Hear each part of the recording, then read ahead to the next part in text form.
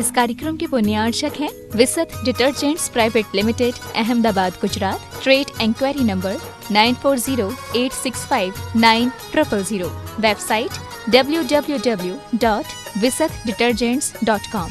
देवादिदेव 1008 आदिम तीर्थंकर श्री आदिनाथ भगवान की। दोनों हाथों को आकाश की ऊंचाइयां प्रदान करते हुए पूरी चेतना के साथ उपस्थिति का एहसास प्रदान करें। गुणायतन मूल नायक श्री चंद्रप्रभु भगवान की, परम शांति विधायक श्री शांतिनाथ भगवान की, चिंतामणि श्री पार्श्वनाथ भगवान की, वर्तमान शासन नायक श्री महावीर भगवान की, 24 तीर्थंकर भगवंतों की, संत श्रोमणी 108 आचार्य गुरुवर श्री विद्यासागर जी महामुनिराज की, गुणायतन प्रणेता पूज्य मुनिवर श्री प्रमाण सागर जी महाराज की, शाश्वत तीर्थराज सम्मेद शिखर की पावन धरा पर स्थित गुणायतन, जहां पर विश्व का एक अनुपम जिनालय पंचायतन शैली का निर्मापित होने जा रहा है, जो कुछ ही दिनों में परिपूर्णता की ओर है। पूज्य मुनिवर श्री प्रमाण सागर जी महाराज जी के मंगल आशीष की छांव तले उनके सूझबूझ और स्वप्न दृष्टा भी वही है। गुणायतन में राइट, जो कि आपके लिए समोसरण दर्शन के रूप में सामने आप देखते ही होंगे, निर्माण होने जा रही है, और साथ में आत्मा से परमात्मा की ओर यात्रा कराने वाली, संपूर्ण जैन धर्म को अपने में समेटे हुए अल्प पलों में संपूर्ण जैन धर्म की जानकारी प्रदान करने वाली वह उपक्रम है। और उसमें देश और दुनिया के अनेक उदारमना दातार अपनी चंचला लक्ष्मी का सदुपयोग करते हुए गुणायतन से जुड़ करके योगदान अपना प्रदान कर रहे हैं। आज भी कुछ उदारमना दानदातारों ने गुणायतन से जुड़ने के लिए अपनी घोषणा यहां पर की हैं। हम उन नामों की घोषणा आपके बीच करें। उसके पूर्व देश और दुनिया में प्रामाणिक ऐप जनवाणी चैनल के माध्यम से इस लोकप्रिय शंका समाधान के कार्यक्रम को अपने घर पर बैठे हुए सभी दर्शकों का और यहां पर उपस्थित प्रत्यक्ष रूप से बैठे हुए सभी भव्यात्माओं को महाराज श्री का मंगल आशीष मिल सके, तो आइए दोनों हाथों को जोड़ते हैं, महाराज श्री के इसी चरणों में त्रिवार नमोस्तु पूर्वक मंगल आशीष ग्रहण करते हैं। हे महाराज श्री, नमोस्तु नमोस्तु नमोस्तु। आज गुणायतन के लिए जिन्होंने स्वर्ण दान देने की घोषणा की है, देहरादून से श्री पीयूष जी जैन सुपुत्र SC जैन ने अपने स्वर्णदान की घोषणा की है। जोरदार जोरदार करतल ध्वनि से उनका सम्मान करें। यहां पर जो लोग उपस्थित हों वे अपने स्थान पर खड़े होकर के महाराज श्री का मंगल आशीष ग्रहण करते जाएंगे। निर्भय कुमार, ममता, अखिल, नितिन, अतिशय जैन कानपुर से हैं, जिन्होंने सोने के सिक्के गुणायतन के लिए आज स्वर्णदान के रूप में दिए हैं। एक बार जोरदार करतल ध्वनि से उनका भी सम्मान करें। पूनम जैन कासलीवाल, धर्मपत्नी मंतोष कासलीवाल, पेरल जैन गुवाहाटी आसाम, इन्होंने भी स्वर्णदान दिया हुआ है। जोरदार करतल ध्वनि से सम्मान करते जाएं। अखिलेश जैन, किरण जैन, अन्वेश जैन, अनुज जैन, गुरसराय झांसी, जिन्होंने स्वर्णदान में आज सोने की एक अंगूठी प्रदान की है। जोरदार करतल ध्वनि से उनका भी सम्मान करें। प्रथम प्रश्न के लिए हम आमंत्रित कर रहे हैं श्री सौरभ जी जैन, दिल्ली पधारें। बंधु, हम आपके लिए पुनः एक बार बतला दें कि आने वाले 13, 14, 15 अगस्त को भावना योग शिविर यहां पर आयोजित किया जा रहा है। साथ ही पर्वराज पर्यूषण पर्व में 31 अगस्त से 9 सितंबर तक श्रावक संस्कार शिविर आयोजित किया जा रहा है, और जिसकी रजिस्ट्रेशन बहुत ही तेजी से श्रावक बंधु करवा रहे हैं। हम आपकी सुविधा के लिए बतला दें, 20 अगस्त तक श्रावक संस्कार शिविर के रजिस्ट्रेशन किए जाएंगे। अगर अनुमानित जो संख्या है वो संख्या पहले पूर्ण हो गई तो रजिस्ट्रेशन पहले भी बंद किया जा सकता है। 5100 रुपए मात्र रजिस्ट्रेशन शुल्क है, जिसे आप प्रामाणिक ऐप अथवा www.munipramansagar.net पर जाकर के रजिस्ट्रेशन कर सकते हैं। यहां पर आपके लिए आवास, भोजन, श्रावक संस्कार शिविर की किट, वस्त्र, पूजन द्रव्य आदि संपूर्ण व्यवस्थाएं आपकी यहां पर समुचित रूप से रहेंगी। साथ ही साथ जो लोग यहां प्रत्यक्ष रूप से उपस्थित हैं या नहीं भी हैं, अगर आपके लिए रजिस्ट्रेशन करने में कोई समस्या जा रही है तो आपकी टीवी स्क्रीन पर लगातार कार्यालय के नंबर चल रहे हैं। आप गुणायतन कार्यालय में संपर्क करके भी अपने नाम वहां पर दे सकते हैं। बंधुओं, आने वाली कार्तिक मास की आस्थानिक महापर्व पर सिद्धचक्र महामंडल विधान, जो मूल संस्कृत भाषा का सिद्धचक्र महामंडल विधान है, वह 1 नवंबर से 8 नवंबर तक आयोजित किया जाएगा। जिस विधान के संपूर्ण मंत्र महाराज श्री के मुखार बिंद से ही घोषित होते हैं, महाराज श्री के मुखार बिंद से संपूर्ण मंत्र निकलते हैं। ये सौभाग्य होता है एक मंडल सुनिश्चित करने के लिए 3,11,000 रुपए की राशि सुनिश्चित की गई है। अनेक श्रावक बंधुओं ने अपने मंडलों के नाम निश्चित कर लिए हैं।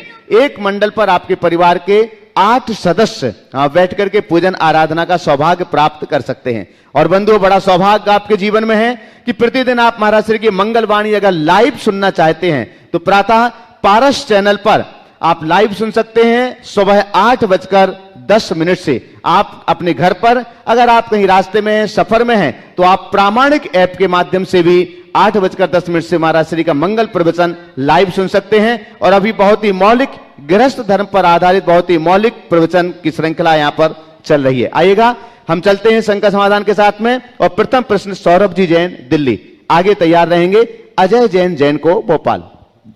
गुरुवर नमोस्तु नमोस्तु नमोस्तु। गुरुवर, इस बार रक्षाबंधन 11 तारीख या 12 तारीख को पड़ रहा है, लेकिन 12 से भादो स्टार्ट हो रहा है, भादो का महीना। तो पहले कभी ऐसा हुआ नहीं कि भादो के महीने के पहले दिन ऐसे रक्षाबंधन, मतलब सुना नहीं। तो ये कभी मनाना। रक्षाबंधन तो क्या, तिथियां आगे पीछे कई बार होती है।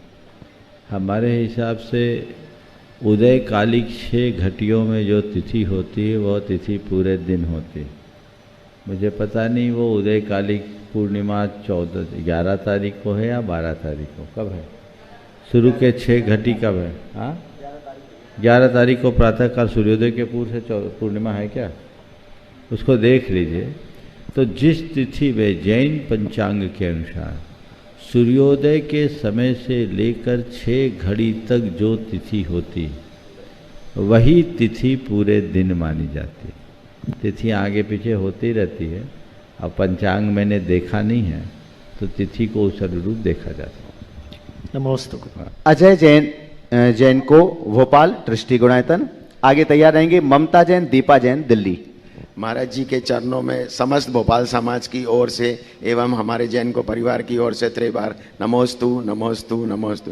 महाराज जी, मेरा एक छोटा सा प्रश्न ये है, क्या अपन जैसे मंदिर की ऊपरी छत है उसके ऊपर कबूतरों के लिए या अन्य पक्षियों के लिए दाना डालें या नहीं डालें? जैसे अपन डालते हैं तो पक्षी ऊपर शिखर के ऊपर बीट करते हैं, तो उस विषय को देखते हुए अपने को क्या करना चाहिए, डालना चाहिए कि नहीं डालना चाहिए? दाना डालना भी पुण्य है और शिखर को सुरक्षित और पवित्र बनाए रखना भी हमारा धर्म है।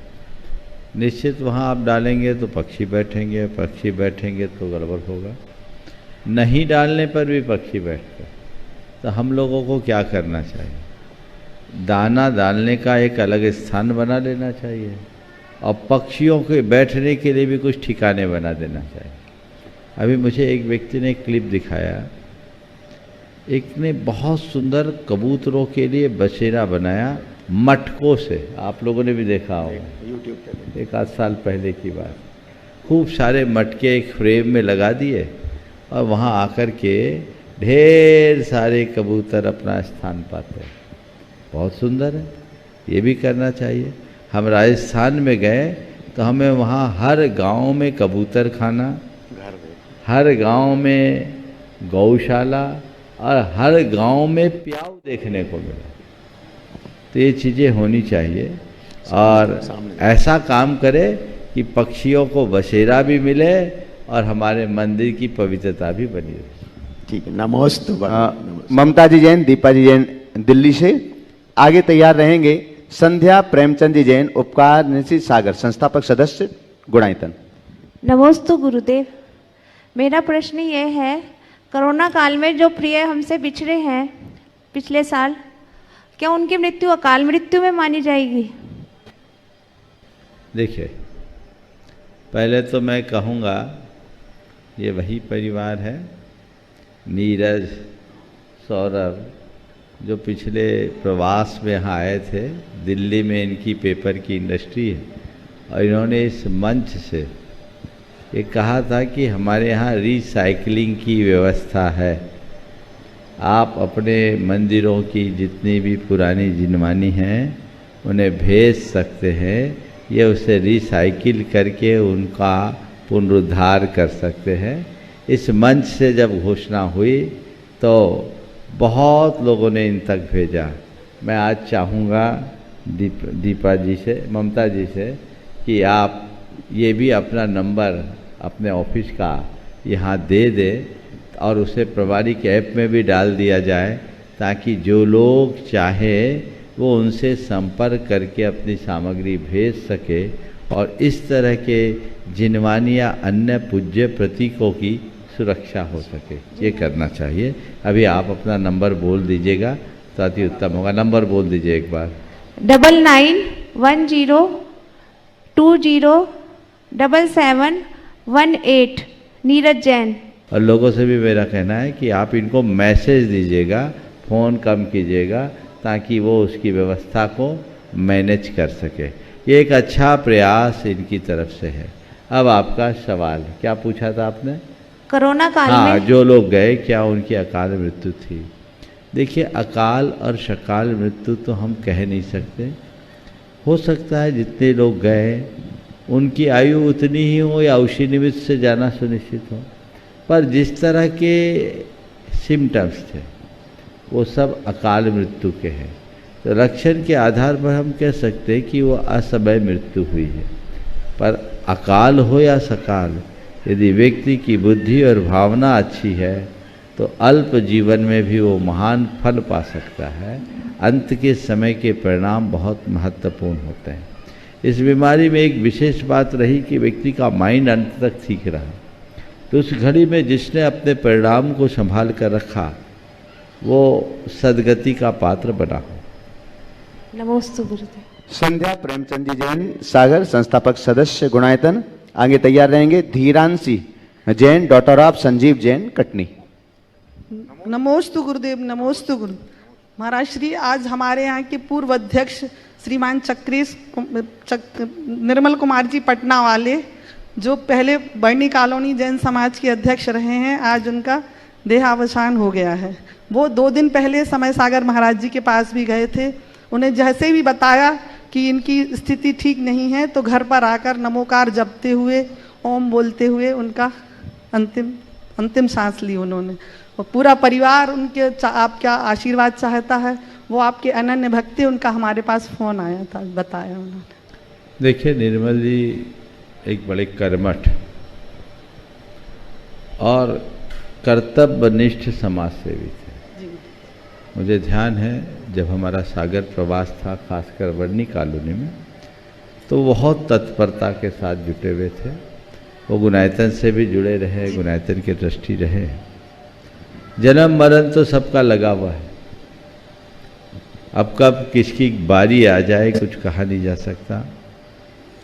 यद्यपि वो वयोवृद्ध थे, और उम्र तो उम्र होती है, जाना किसी को अच्छा नहीं लगता।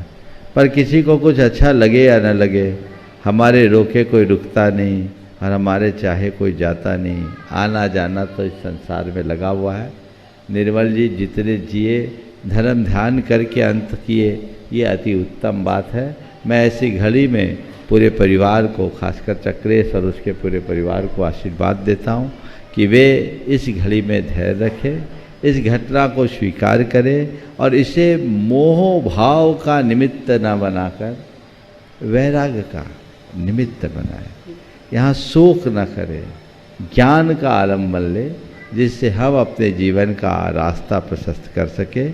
कोई चला जाए तो उसके लिए रोने की जगह उसके आदर्शों को जीने का प्रयास कर लो। यही उस व्यक्ति के प्रति हमारी सच्ची श्रद्धांजलि होती है। ऐसा करें, यही मेरा पूरे परिवार को आशीर्वाद। नमोस्तु गुरुदेव। धीरांशी संजीव जैन, कटनी। आगे तैयार रहेंगे सुरेश आशा जी विनायका, हजारीबाग। गुरुवर के चरणों में बारंबार नमोस्तु।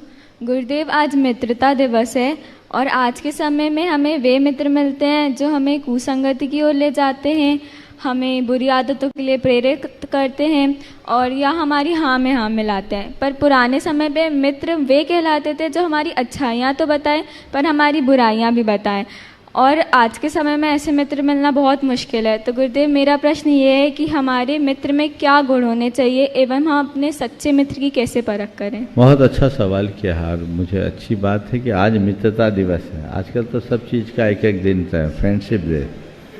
आपने पूछा एक सच्चे मित्र की क्या पहचान? मैं कहूँगा एक सच्चे मित्र और एक अच्छे मित्र की पहचान है। आज के समय में जिसे मित्र कहते हैं ना, वो मित्र नहीं है, वो तो सब हमें बुराइयों में फंसाने वाले हो गए। और ऐसी मित्रता का कोई अर्थ नहीं। मित्र का सच्चा अर्थ ही यही है जो हमें हमारे हित में लगाए। चार बातें जिसमें हो उसे अपना मित्र बनाए। जो हमें अच्छे कार्य के लिए प्रोत्साहित करे, जो बुरे कार्यों से बचाए, जो अच्छे कार्यों के लिए प्रोत्साहित करे, जो बुरे कार्यों से बचाए, जो हमारे सुख की अनदेखी करके हित का ख्याल करे।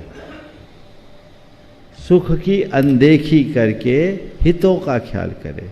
सुख क्या? जो मन को अच्छा लगता है सब सुख है, पर हित जो हमारे जीवन के लिए अच्छा है। कोई को शराब पीने में अच्छा लगता है, उसको बहुत सुख मिलेगा। किसी को और कोई व्यसन करने में अच्छा लगता है, सुख मिलेगा, लेकिन वो अल्पकाल का सुख है। हित क्या है? जो उसके स्वास्थ्य और उसकी मर्यादा की रक्षा करे, उसमें हित है। तो जो सुख की अनदेखी करके हित का ख्याल करे, अहित से बचाए, और जो सदैव जीवन में आगे बढ़ने के लिए सकारात्मक प्रेरणा दे, ऐसे व्यक्ति से अपनी मित्रता रखो। बाकी से सुरक्षित दूरी, मिल गए तो राम राम, नहीं तो अपने काम से काम। आचार विचार व्यवहार को हमें बहुत बारीकी से देखना चाहिए और तभी किसी से मैत्री का संबंध जोड़ना चाहिए। सुरेश आशा जी बनायका हजारीबाग। आगे तैयार रहेंगे सुभाष चंद्र सतीश चंद्र जी जैन, भगत जी परिवार, कैलाश नगर, दिल्ली, संस्थापक सदस्य गुणायतन। नमोस्तु महाराज श्री, नमोस्तु नमोस्तु महाराज श्री। कहीं मंदिर में अगर ये लिखा हो कि आप अपने घर से द्रव्य न लाएं, यहीं पर व्यवस्था है, आपको जो भी चढ़ाना है अपनी व्यवस्था के अनुसार चढ़ाइए। घर के सारे द्रव्य अशुद्ध होते हैं, तो क्या ये अच्छी बात है कि द्रव्य हम घर से, क्योंकि हमें सुबह से ही एक स्नान करते हैं, द्रव्य लेते हैं, चिटकी बनाते, तो हमारा भाव उसके साथ जुड़ा होता है कि हमें मंदिर जाना। अगर ये व्यवस्था मंदिर में मिला तो हमारा भाव ही खराब हो जा रहा है दर्शन के पहले, और फिर हम द्रव्य के पहले द्रव्य खोजते हैं, फिर हम दर्शन करने। जैसे हमारे हाथ में द्रव्य है तो हम पहले द्रव्य देखे। मुझे नहीं मालूम है किस मंदिर में लिखा है और किस अपेक्षा से लिखा है।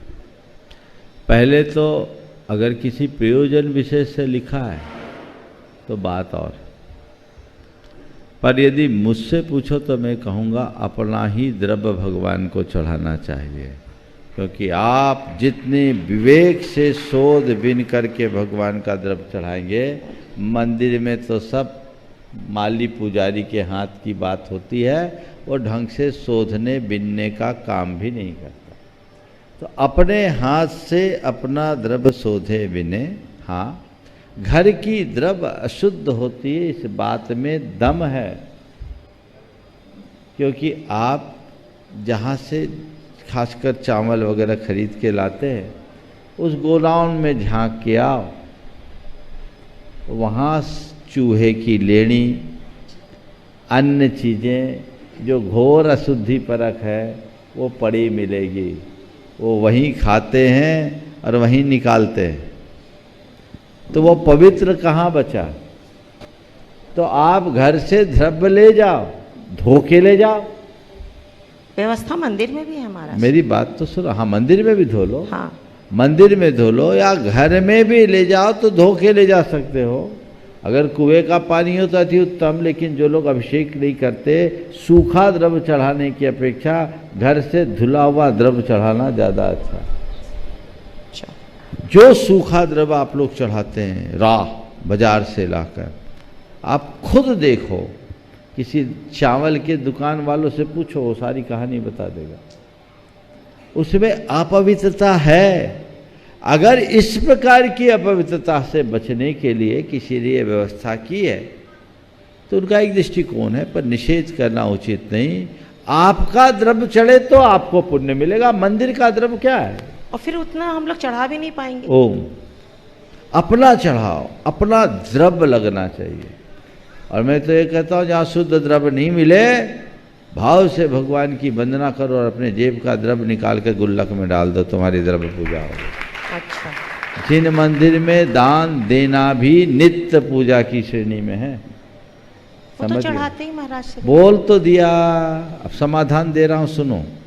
क्या करती नहीं करती तुम जानो, जो करना चाहिए वो मैं बोल रहा हूँ, समझ गए?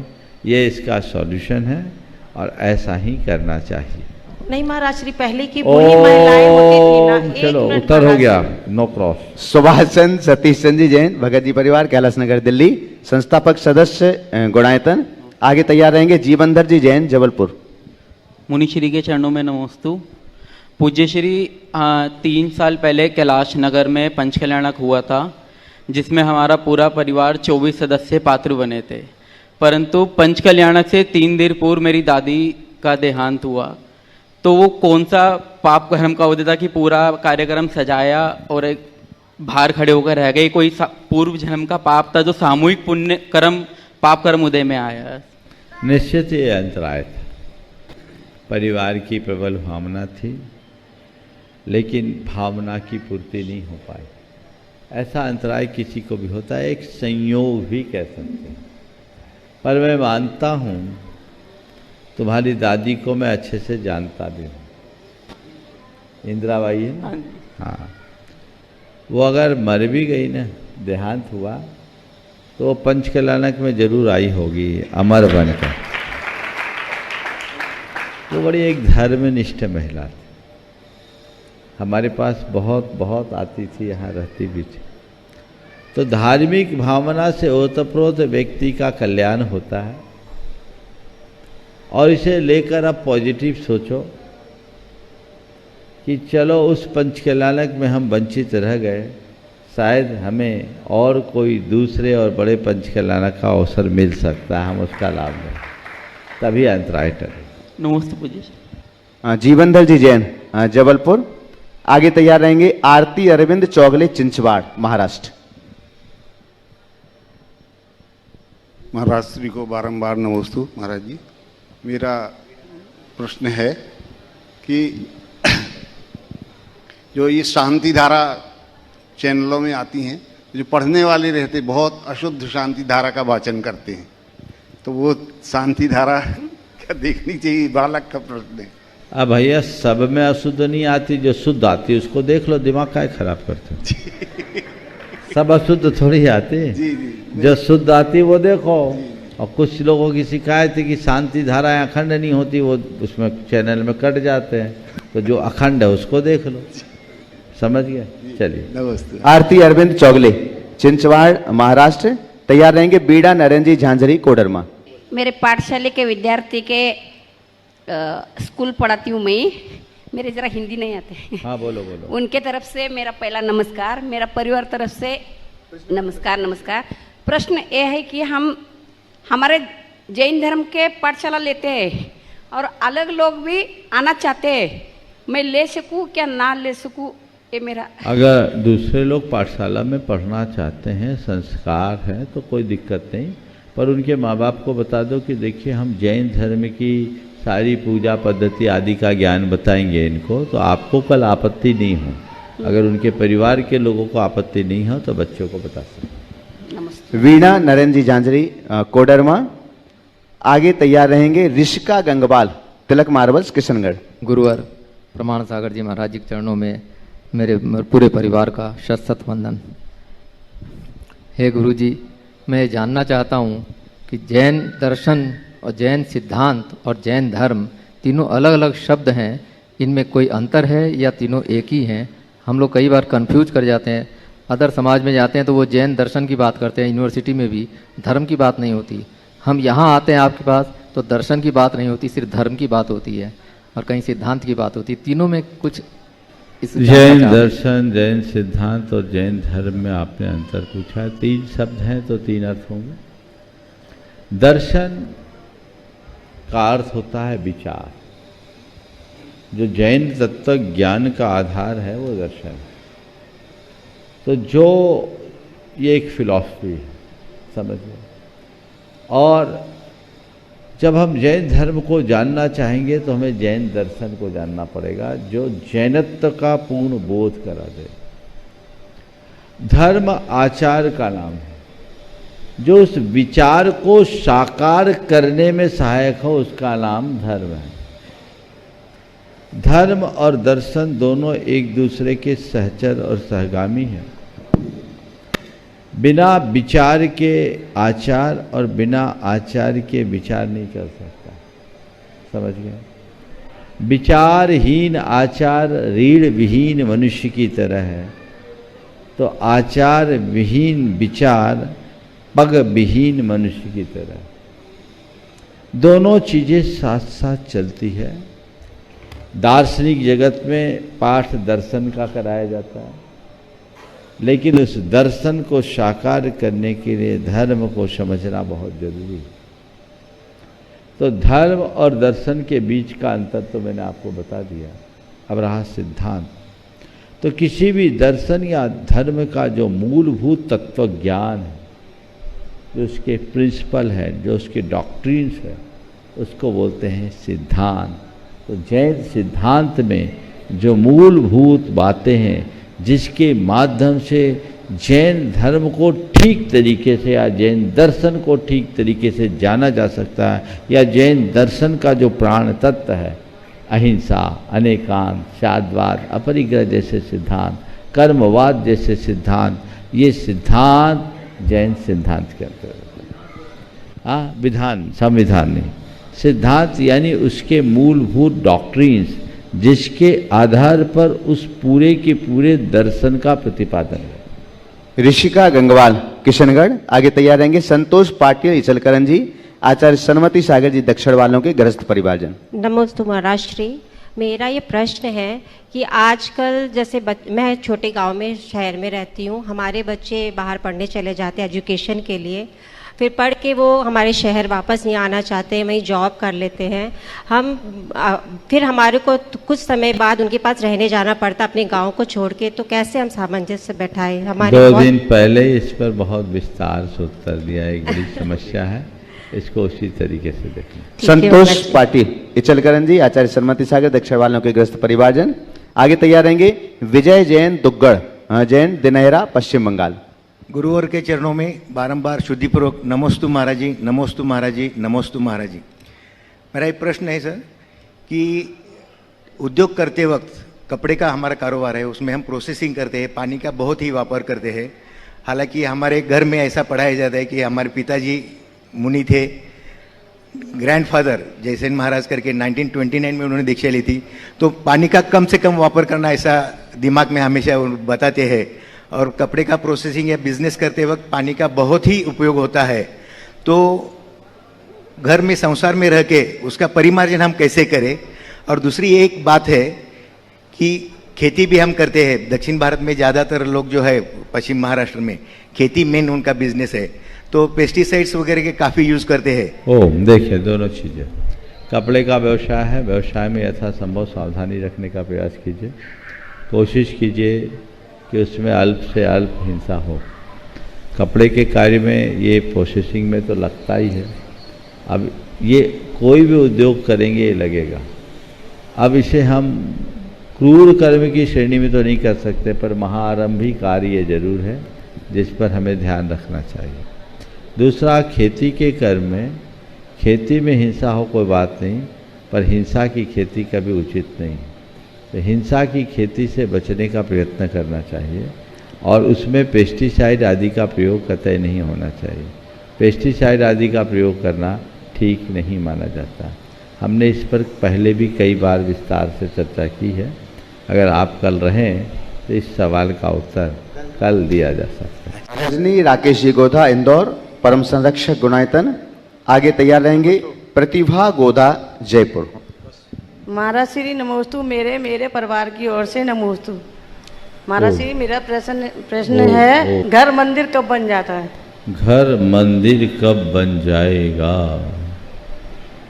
जब घर के हर सदस्य के मन में प्रेम भर जाएगा। समझ गए? जिसके मन में प्रेम है उसका घर मंदिर बनता है। वो तो महाराज जी ये क्वेश्चन है, समय समय पर जरूर आना चाहिए, क्योंकि हम जैसे पके हुए लोगों के लिए हम सब अपनी जिंदगी की गाड़ी पे सवार हैं। हमको निश्चित एक दिन अपने एक स्टेशन पर उतरना है, हमको निश्चित समय पर एक दिन अपने स्टेशन पर उतरना है हम जैसे लोगों को। तो जिंदगी रूपी स्टेशन से उतरने से पहले हम क्या चीज़ छोड़े आया, क्या चीज़ संग ले आए, इसकी व्यवस्था। देखिए, जैसे आपका पड़ाव आता है तो पड़ाव आने के पूर्व आप अपना लगेज समेटने लगते हैं, तो बस अपना लगेज समेटो, और अपनी जर्नी को अच्छा करना चाहते हो तो कम से कम लगेज रखो। समझ गए? जितना ज़्यादा लगेज होगा उतनी परेशानी।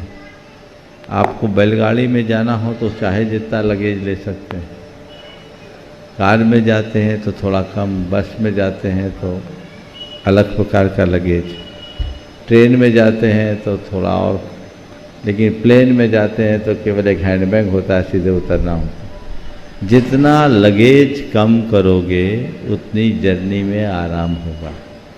तो लगेज समेटो, लगेज मतलब फैलाव नहीं, जो जंजाल फैला रखे थोड़ा सा डीप में। और जो जंजाल है, धन संपत्ति, व्यापार व्यवसाय, परिवार परिजन, ये सब चीज़ें हमें उलझाने वाली है और इनको हमें समेटने का उद्यम करना। नमस्ते। प्रतिभा गोदा जयपुर, आगे तैयार रहेंगे सौरभ जैन दिल्ली। परम पूज्य गुरुवर के चरणों में अपनी ओर से और जगत के सभी जीवों की तरफ से बारंबार नमोस्तु नमोस्तु नमोस्तु। गुरुदेव, जिस तरह एक कॉपी पर सब विषयों की जिम्मेदारी होती है, वह कॉपी अक्सर रफ कॉपी कहलाती है। उसी तरह एक परिवार में रहते हुए पूरी जिम्मेदारी निभाते हुए भी जो इंसान रहता है वो भी अक्सर रफ कॉपी की तरह हो जाया करता है। तो हम ऐसा क्या करें कि जिम्मेदारी निभाते हुए रफ कॉपी न बने? जिसे रफ कॉपी कहा जाता है, मेरी दृष्टि में वही सबसे उपयोगी कॉपी। हमें रफ कॉपी बनने में किसी तरह का खेद नहीं, अपितु गर्व होना चाहिए, क्योंकि रफ कॉपी वो कॉपी है जिससे लोग लिखना पढ़ना सीखते हैं, जिसमें सब विषय भरे जाते हैं, रखे जाते हैं। इसलिए हमें रफ कॉपी से कोई तकलीफ नहीं होनी चाहिए और ये सोचना चाहिए कम से कम इस लायक तो हुए जो सब में समा सके। तो जो रफ बनता है उसके ही बल पर लोगों का जीवन फेयर होता है। यदि मैं परिवार में रफ कॉपी की तरह प्रस्तुत हूँ और उससे परिवार फेयर हो जाए तो इससे अच्छी बात क्या है। नमस्ते गुरुदेव, नमस्ते गुरुदेव, नमस्ते गुरुदेव। पंडित विकर्ष शास्त्री सलेहा, आगे तैयार रहेंगे सुनीता जैन अंधेरी मुंबई। मेरे आराध्य परमोपकारी गुरुवर के चरणों में कोटि कोटि नमोस्तु। गुरुदेव, मैंने एक थॉट पढ़ा था कि भावुक लोग संबंध को संभालते हैं, प्रैक्टिकल लोग संबंध का फायदा उठाते हैं और प्रोफेशनल लोग फायदा देख करके संबंध बनाते हैं। लेकिन कई बार ऐसा लगता है गुरुदेव कि भावुकता में संबंध बना लेना भी ये घातक होता है, या भावुकता में आकर के कोई भी डिसीजन ले लेना, और ये तीनों किसी भी नजरिए से मुझे सही नहीं आते हैं। तो संबंध हमें कैसे बनाना चाहिए? कृपया मेरी शंका का समाधान बना। भावुक लोग संबंध बनाते हैं, प्रैक्टिकल लोग संबंध निभाते हैं। नहीं, प्रैक्टिकल लोग संबंध का फायदा उठाते हैं, हाँ, और प्रोफेशनल लोग फायदा देखकर संबंध बनाते हैं। आपका सवाल ये है, क्या भावुकता में संबंध बनाना ठीक है? मेरा कहने का तात्पर्य तो केवल ये है कि हमारे संबंधों का आधार ही भावना है। अब अलग अलग संबंध है और अलग अलग संबंध के साथ हमारे अलग अलग भाव हैं। अगर हमारा किसी से पारिवारिक संबंध होगा वो नितांत भावनात्मक होगा, और जब हम भावनात्मक होंगे तभी अपने संबंधों को निभा भी पाएंगे। जहाँ तक व्यवहारिक सोच की बात है, तो व्यवहारिक सोच के लोग संबंध का लाभ उठाते हैं क्योंकि वो उनका वैसा ही दृष्टिकोण है। संबंधों को बनाना, संबंधों को निभाना, अगर वो पारिवारिक संबंध है तो भावनात्मक रूप में ही रखना चाहिए। बहुतों से हमारा संबंध व्यवहारिक होता है। आप मिलते हैं, जुलते हैं, यात्रा करते हैं, बहुतों से संपर्क बनता है, एक संबंध हो जाता है, थोड़ी प्रगाढ़ता भी होती है।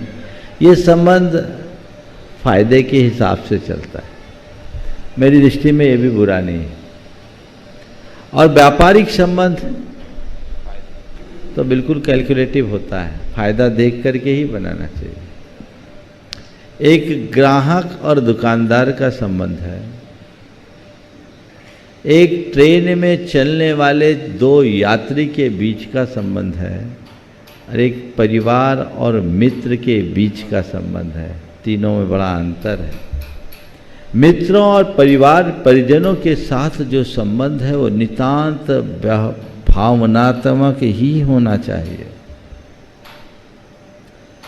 और हमारे लिए कहीं यात्रा में, घूमने फिरने में, मेले ठेले में, या हमारे दैनंदिन जीवन से जो जुड़ने वाले लोग हैं, उनका संबंध पूरी तरह प्रैक्टिकल बेस्ड होना चाहिए, व्यवहारिक होना चाहिए। क्योंकि ज़्यादा संबंध भी हमें बहुत दुख देते हैं। और जब दुकान में बैठो, भावना में बहोगे तो धंधे का कबाड़ा निकलेगा। व्यापार तो व्यापार की भावना से किया जाता है। परिवार में अच्छा और बुरा देखा जाता है, व्यापार में लाभ और हानि देखा जाता है। समझिए, गुड और बैड अलग है और प्रॉफिट और लॉस अलग है। लेकिन आजकल लोग परिवार में भी प्रॉफिट और लॉस कर दिए, ये गड़बड़ है। तो हमें तीनों स्तर के संबंधों में तीनों तरह की बात को ध्यान में रखना चाहिए, तब हम अपने संबंधों का सही लाभ ले पाएंगे। नमोस्तु गुरुदेव। सुनीता जैन, अंधेरी, मुंबई। अब ऑनलाइन आगे तैयार रहेंगे। सुनील अजमेरा, हजारीबाग। महाराज जी नमोस्तु। महाराज जी, मैंने अभी देखा है कि अभी है ना, गवर्नमेंट ने है ना अपने जैन मंदिरों को है ना हेरिटेज में ले लिया है, कई मंदिरों को। तो उनमें ऐसा होता है कि कई विदेशी भी लोग आते हैं, तो उनमें कोई शुद्धि अशुद्धि का कोई ख्याल नहीं होता किसी को, तो मंदिरों का अतिशय खत्म होता जा रहा है। तो उसके लिए क्या है कि हेरिटेज में लिया है तो भी अच्छी बात है। हम अपनी संहिता बनाएं। हाँ, तो ये शुद्धि अशुद्धि का वहाँ के प्रबंधन को व्यवस्था करनी चाहिए, वहाँ की नियमावली बना देनी चाहिए। जैसे कोई मस्जिद में या गुरुद्वारा में जाएगा तो खुले सिर नहीं जा सकता, ऐसे ही हम मंदिर में कोई जाए तो उनकी शुद्धि अशुद्धि का पूरा ध्यान रखें और उसके बाद ही उन्हें अंदर प्रवेश करें। सुनील जी अजमेरा, हजारीबाग, संयुक्त महामंत्री। दय मुनि राजों के चरणों में दिगंबर जैन पंचायत हजारीबाग का नमोस्तु नमोस्तु नमोस्तु। महाराज जी, मेरा प्रश्न है कि मैं काफ़ी समय से धार्मिक, सामाजिक और पारिवारिक कार्यक्रम में अपना इन्वॉल्वमेंट रखता हूँ और जहाँ तक हो सकता है अच्छा से अच्छा करना चाहता हूँ, कभी भी अपना स्वार्थ नहीं जोड़ता हूँ। लेकिन फिर भी मुझे ऐसा फील होता है कि मैं अच्छा नहीं कर पा रहा हूँ और हमेशा मन ऐसा करता है कि इस सब चीज़ों को छोड़कर बिल्कुल किनारे हो जाओ ताकि तुम इस पचड़े से, परेशानी से मुक्त हो जाओ। देखिए, धार्मिक, सामाजिक, पारिवारिक जो भी कार्य हैं, करना एक अच्छी बात है, करना ही चाहिए। और बहुत कम लोग होते हैं जो इस तरह के कार्यों में पूर्ण रुचि लेकर के चलते हैं। आप ऐसे कार्य करते हैं, करिए, बहुत ही स्वागत योग्य कार्य। लेकिन इनको करने से पहले अपने निर्णयों और कार्यशैली की समीक्षा कीजिए।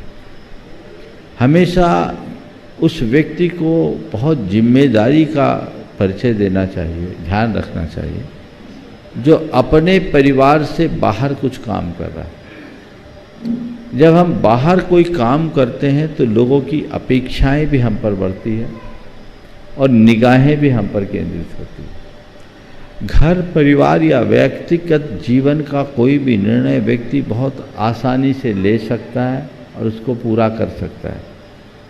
लेकिन जब कोई सामाजिक दृष्टिकोण हो तो वहाँ उसे बहुत व्यापकता से समझना चाहिए और उसी के अनुरूप निर्णय लेना चाहिए। अगर निर्णय लेने में हमारी कोई चूक है तो उससे सीख लेना चाहिए और उसकी पुनरावृत्ति नहीं करना चाहिए। कोशिश करनी चाहिए कि मैं जो काम लूँ उसे चरम तक पहुँचाऊँ। ऐसा व्यक्ति जो अपने हाथ में लिए हुए कार्यों को उसके अंजाम तक पहुँचाने में समर्थ होता है, उस व्यक्ति की लोकप्रियता भी बढ़ती है और प्रासंगिकता भी बनती है। लेकिन जिसके हाथ में जुड़े हुए कार्य जन अपेक्षाओं के अनुरूप पूरे नहीं होते, वो आलोचना का पात्र बनता है। तो ऐसे हमें कोशिश करना चाहिए कि हम जो भी काम करें ऐसी सूझबूझ के साथ करें कि हर किसी के मुख से उसकी सराहना हो। और यदि मुझसे कहीं कोई कमी हो जाए, त्रुटि रह जाए, आलोचना हो, तो मैं उससे विचलित ना हूँ, उससे सीख लेकर उसके सुधारूँ ताकि उसकी पुनरावृत्ति से बचा जा सके और उसे और अच्छा बनाया जा सके। नमस्ते महाराज। महाराज श्री विगत दिनों से पार्श्वनाथ भगवान के निर्वाण दिवस पर अनेक भक्त लोग यहाँ पर आए हुए थे। उस वजह से ऑनलाइन प्रश्नों को नहीं ले पाए, लेकिन देश और दुनिया में जो लोग इस कार्यक्रम को देखते हैं उनकी भी भावना होती है कि हमारे प्रश्न भी महाराज श्री के श्री चरणों तक पहुँचे। इसलिए हम कुछ ऑनलाइन प्रश्नों को आपके श्री चरणों में निवेदन कर रहे हैं। महाराज श्री अकोला महाराष्ट्र से संगीता गव्वाणी जो ट्रस्टी हैं गुणायतन की, आपके श्री चरणों में त्रिवार नमोस्तु करते हुए कह रही हैं, हे गुरुदेव, मेरे जीवन की राह बदलने वाले गुरुदेव, ऐसा कोई सुख नहीं जो जीवन में समाधान दे, लेकिन समाधान में इतना सुख है जो हमें जीवन भर सुखी कर सकता है। तो गुरुवर, हर स्थिति में समाधानी वृत्ति हम कैसे जगाएं कि हम हमेशा हमेशा के लिए सुखी हो सकें, समाधान करें। ऐसा नमस्ते। कोई सुख नहीं जो जीवन में समाधान दे, पर समाधान में ऐसा सुख है जो पूरे जीवन के लिए सुखी कर सके। आपने पूछा हमेशा समाधान में कैसे रहे, बड़ा सरल सा उत्तर है। अगर समाधान में जीना चाहते हो, जो हो उसे सहज स्वीकार करना शुरू कर दो। जैसा हो उसे स्वीकार करना शुरू कर दो। सहजता को अपने जीवन का आदर्श बना करके चलो। सहज भाव में जीने के अभ्यासी बन जाओ तो सब समाधान ही समाधान होगा। जब हम अपने मन में इष्टानिष्ट संकल्प विकल्प करते हैं तो हमारे सामने समस्याएं जन्म लेती। दो पंक्तियों के अर्थ को यदि हम चरितार्थ कर ले तो हमारे जीवन में फिर समाधान ही समाधान। होकर सुख में मग्न न फूलूं, दुख में कभी न घबराऊं, इष्ट वियोग अनिष्ट योग में सहनशीलता दिखलाऊं। ये पंक्ति का भाव अगर आत्मसात हो गया तो फिर कहीं कोई कठिनाई नहीं होगी। महाराज श्री प्रकाश पाटनी, राष्ट्रीय उपाध्यक्ष श्री दिगंबर जैन महासमिति अजमेर राजस्थान से, आपके श्री चरणों में निवेदन करते हुए पूछ रहे हैं, महाराज श्री गुरुदेव, जब हम फिक्र में होते हैं तो हम स्वयं जलते हैं, लेकिन जब हम बेफिक्र होते हैं तो दुनिया जलती है। जलने और जलाने का यह फलसफा किस प्रकार समाप्त हो, कृपया समाधान करें। फिक्र में होते हैं तो हम जलते हैं और बेफिक्री में जीते हैं तो लोग जलते हैं। आपने पूछा जलने और जलाने का ये सिलसिला कैसे बंद हो।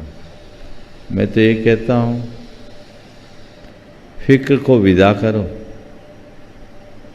बेफिक्री में जियो, और लोग जले तो उनकी फिक्र मत करो, जीवन में अपना काम बन जाएगा।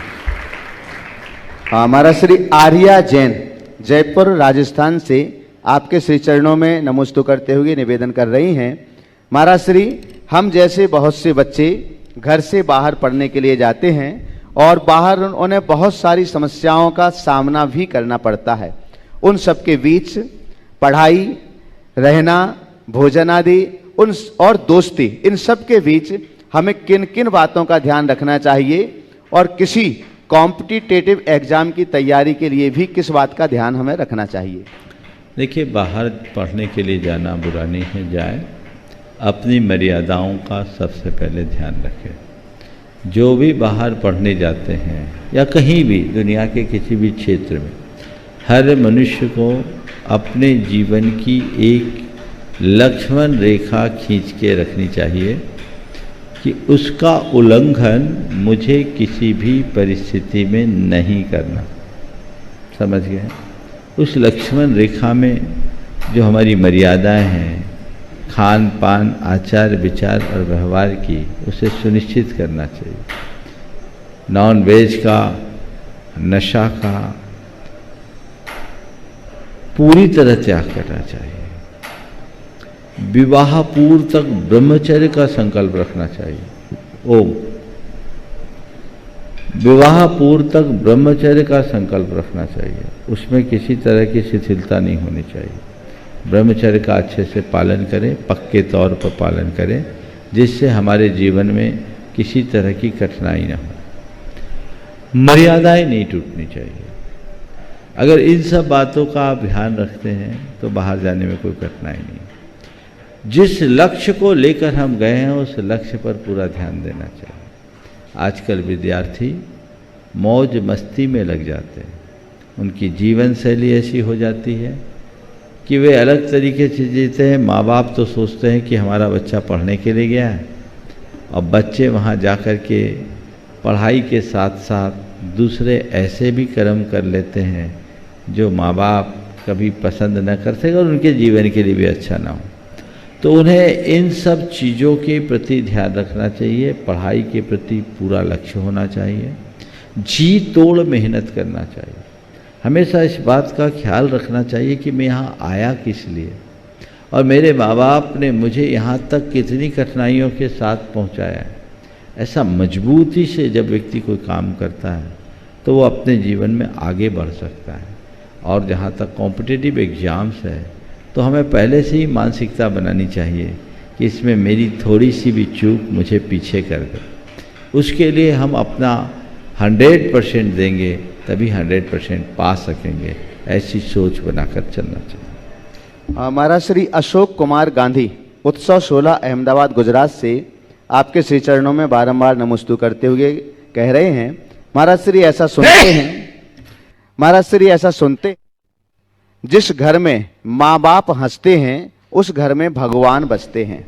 तो महाराज श्री हम ऐसा अपने जीवन में क्या करें कि हमें माँ बाप सदा हंसते हुए देखने को मिले? बहुत अच्छा वाक्य है, जिस घर में माँ बाप हंसते हैं उस घर में भगवान बसते हैं। मैं तो आपने पूछा ऐसा क्या करे कि हमारे घर में भगवान बसे। मैं तो उनसे कहता हूँ कुछ करने की ज़रूरत नहीं, माँ बाप को ही भगवान बना लो, सब बस जाएंगे, तुम भी हंसते रहो। उन्हें भगवान की तरह देखो। हमने भगवान को कहाँ देखा, भगवान है भी कि नहीं है नहीं मालूम, पर हमें दुनिया किसने दिखाया? जिनने हमें जन्म दिया, जिनने हमें जीवन दिया, जिनने हमें संस्कार दिए। तो माता पिता का बड़ा ऊंचा स्थान है। उस स्थान को हम ध्यान में रख करके चले, तभी हम अपने जीवन में कुछ अच्छा कर पाएंगे। जिस व्यक्ति के हृदय में अपने माता पिता के प्रति सही सम्मान का भाव नहीं है, वो अपने जीवन का कभी उत्थान नहीं कर सकता। जीवन के कल्याण के लिए हमें ये दृष्टिकोण रखना ही चाहिए। महाराज श्री अनीता जैन, उदयपुर, राजस्थान से आपके श्री चरणों में नमोस्तु करते हुए पूछ रही हैं, महाराज श्री जैन धर्म में शंख का क्या महत्व है और हम घर में शंख रख सकते हैं और बजा सकते हैं क्या?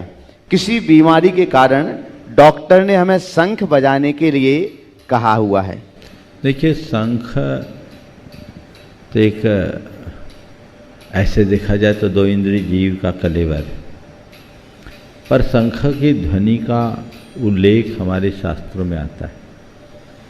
जब भगवान को ज्ञान होता है, कल्याणक होते हैं,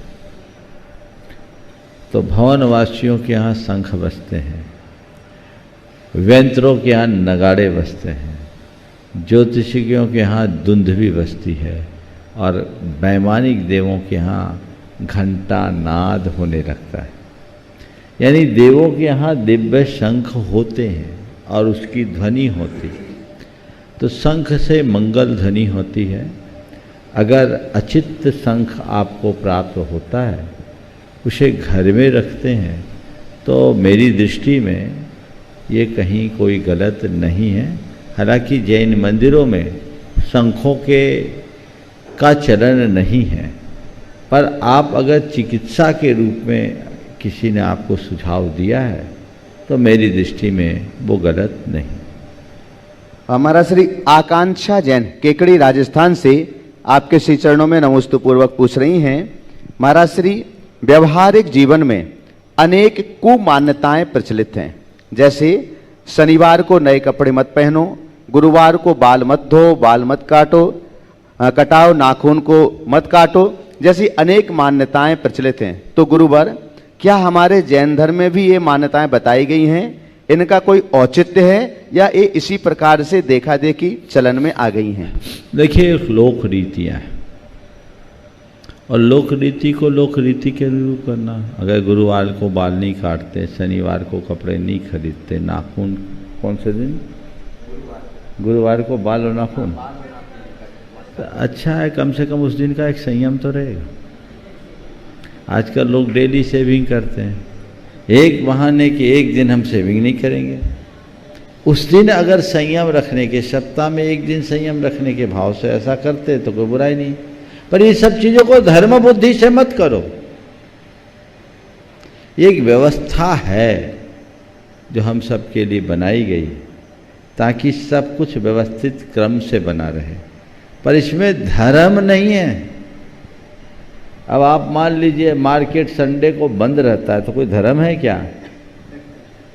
किसी का मार्केट संडे को, किसी का मंडे को, किसी को ट्यूसडे को। तो एक व्यवस्था है, न कि धर्म। तो व्यवस्था को व्यवस्था की रीति से देखना चाहिए। हमारा श्री ऐश्वर्या अनिल जी जैन औरंगाबाद महाराष्ट्र से आपके श्री चरणों में नमोस्तु पूर्वक पूछ रहे हैं। महाराज श्री, हर बार आप कहते हैं कि हमें बुजुर्गों का आदर करना चाहिए, लेकिन जब कोई बुजुर्ग अपने पुराने गलत ख्यालात को हमारे ऊपर थोपे तब क्या हमें विरोध नहीं करना चाहिए? देखिए, बुजुर्गों का आदर करना चाहिए और बुजुर्गों की कोई असंगत बात है तो उसका अनुरोध पूर्वक प्रतिकार भी करना चाहिए, पर प्रतिवाद विनम्रता से, उनके सम्मान को सुरक्षित रखते हुए। अगर कोई बुजुर्ग आपको बातें थोप रहे तो थोप रहे, सुन लीजिए जितना करना है, ये मान करके कि उनका उपकार है। मैं ऐसे लोगों से सवाल करता हूँ, अपने ऑफिस में तुम्हारा बॉस जब तुम पर कोई बात थोपता है तो तुम क्या उसको जवाब देते हो, उसका प्रतिकार करते हो? वहाँ तो थर्ड बटन सी, जी सर, जी सर, जी सर। तो तुम्हारे बाप से बड़ा है वो क्या? बोलो। तुम गैर आदमी की बात को स्वीकारने के लिए तैयार हो, पर अपने जन्मदाता, जीवनदाता और संस्कारदाता की उपेक्षा। तुम्हारे माँ बाप ने तुम्हारे लिए क्या नहीं दिया? तुम्हारे शरीर का एक एक बूंद खून उनकी कृपा का प्रसाद है। फिर ऐसा क्यों? सम्मान करो, तभी सम्मान पाओगे। कुछ चीज़ें ऐसी होती जो उम्र सुलभ होती, बुढ़ापे में कुछ दुर्बलताएं आ जाती हैं। तो जैसे एक बच्चे की दुर्बलता को तुम हंस कर के स्वीकार करते हो, वैसे ही बूढ़ों की दुर्बलता को भी सहज भाव से स्वीकार करना शुरू करो, क्योंकि उस दुर्बलता का आभास और एहसास तुम्हें तब होगा जब तुम खुद बूढ़े होगे। सब चीज़ें उल्टी चलती। तो इस तरह से इस क्रम को ध्यान में रख करके चलना चाहिए, जिससे अपने जीवन को बेहतर बनाया जा सके। इस प्रकार आज के इस सत्र को परम पूज्य गुरुदेव के चरणों में नमन अर्पित करते हुए मैं यहीं पर विराम दे रहा हूँ। बोलिए परम पूज्य आचार्य गुरुवर श्री विद्यासागर देव। जय जय जय।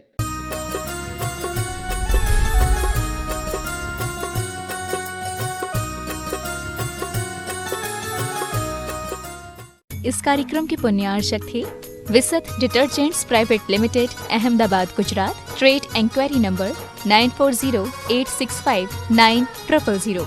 Website www.visatdetergents